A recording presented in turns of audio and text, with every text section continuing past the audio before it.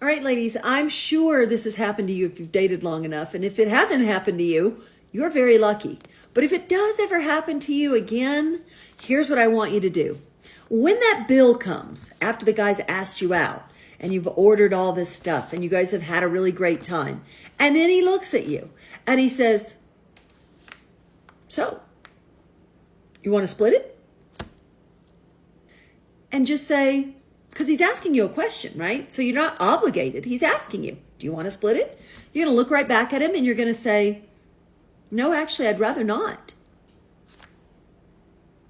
And that's it. What surprised me is that she is a grown woman and is still playing games around splitting the bill. You would think she was mature and independent enough that she would think to herself, okay, I make my own money. We can split the bill because that is not the most important thing about starting a relationship. but clearly age does not mean she will be less entitled. Also notice how she said, and you've ordered all this stuff. like it's an all-you-can-eat buffet at the man's expense. She is greed, entitlement.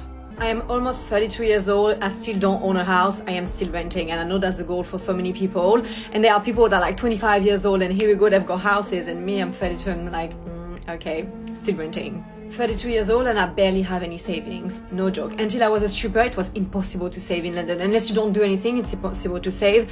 Then I started stripping, then lockdown happened, so I was 2 years on benefits.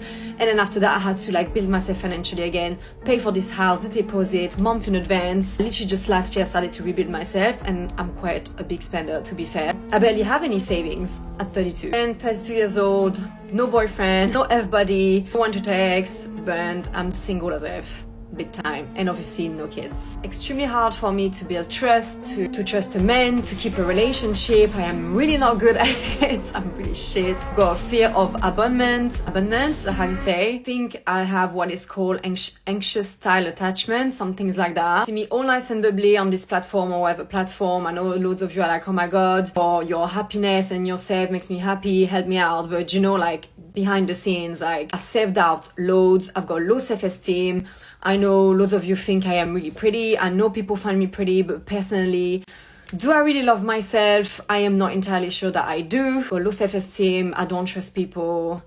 Yeah, I cry a lot behind the scenes because I think like, am I ever going to achieve my dreams? Am I ever going to be loved? Is any guy worth it in this world? One that I can trust? Am I ever going to be a mom? Is someone ever going to love me? This is the questions that I have on a daily basis. And if I keep turning, it's because we've got a puppy now at home. Talk about a disaster. She hit the wall, spends too much money on nonsense, became a scripper, no relationship, low self-esteem, doesn't trust people, and cries behind the scenes. At least she already bought a dog. She already prepared herself for being alone. Good for her. Match with this guy on a dating app.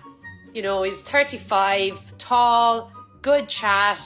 He started sending me like all of these pictures of him, you know, and I was like, oh my god, fit.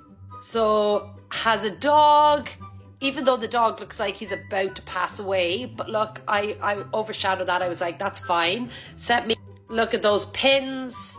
Looks like he could possibly like the outdoors. Obviously, I didn't really give a shit if he did or didn't. He just looked fit to me. And then sent me this one that he had taken just while he was in the bathroom. So on that one, I just said, you know what? I'm going to send down pictures. So I was on the phone to my friend. I was like, I'm just here. I've got a foot mask on because I'm prepping my feet for this guy. She was like, what are you doing that for? She was like, I'm after getting a pedicure done. So why don't you just send on the pictures of my feet? It would make more sense. And she was like, my nails, it looks great. So I was like, look, fair enough. It's a lot easier. So I'll just do that. So sent on these pictures. So as you can see here, lovely, dainty looking feet. Sent them on. He replied within seconds saying, oh my God, they're the best feet I've ever seen in my life. But he said just one more request. He was like, what really gets me going are the soles of people's feet, which kind of disturbed me. But I was like, look, whatever, I'll go with it. But at this stage I went, you know what? I'm just going to send him my own soles. And I sent him on this. Yep, I'm still alarmed every time I see that picture. But yeah, I sent him on that. Like, look at the grip of my hand.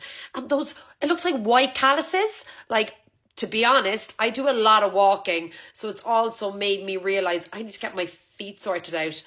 Anyway, sent it on to him. Within seconds, I got unmatched. So I'm never going to know if Sam and I were meant to be. I'm absolutely devastated. I think I'm more devastated as well that I actually sent those pictures. I could have done a better angle. But yeah, anyway, it wasn't meant to be with Sam and I. Devastating. She thought she hit the jackpot with this guy. Did you notice how she ignored all of the criteria she did not like about him and just wanted to be with him because she thought he was hot? I did not realise these 304s were catfishing feet pictures as well. Chad blocked her as soon as he looked at the hard soles of her feet. They were nasty.